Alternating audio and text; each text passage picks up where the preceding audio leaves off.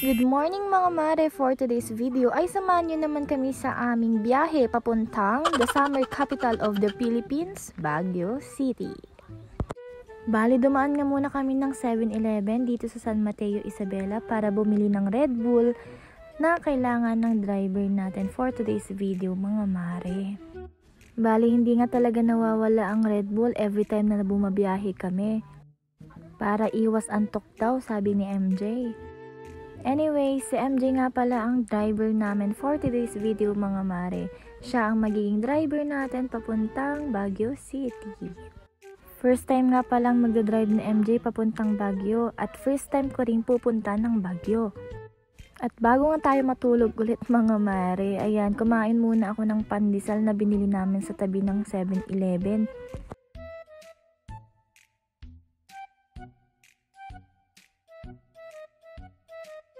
With matching kape, syempre, na tinimpla sa bahay.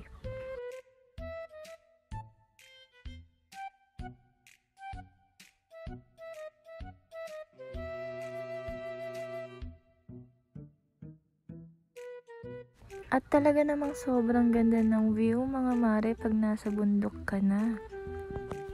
Perfect view na, fresh air pa. Bali di pa nga kaming dumiretsong Baguio mga mare kasi dumaan pa kami ng Nueva Ecija para ihatid si Terdy, Tita at si Ate Milet sa bahay nila Tito Ernan at Tito Omar. Hindi na nga din sila sumama papuntang Baguio at ang ending, ako, si MJ at si Mama na nga lang ang bumiyahe papuntang Baguio.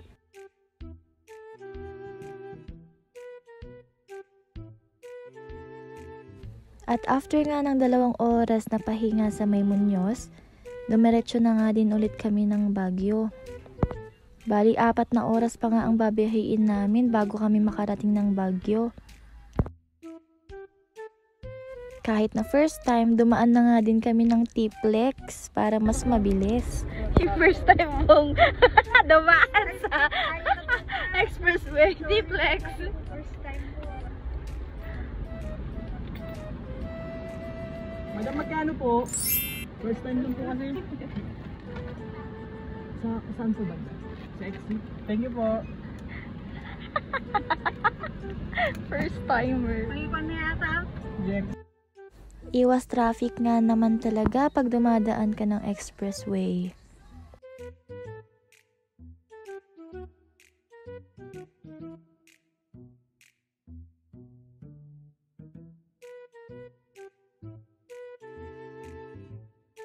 After 2 hours na biyahe, may mga signage na nga na welcome to Baguio City.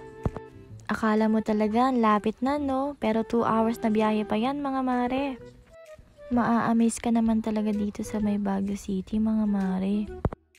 Wala pa nga kami sa kalagitnaan, ayan, naabutan nga din kami ng ulan, malakas na ulan.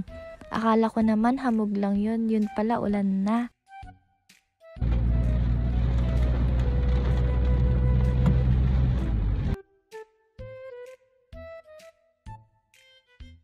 Pagkarating nga namin ng apartment ng kuya ko ay dumiretso na nga din kami ng SM Baguio para kumain.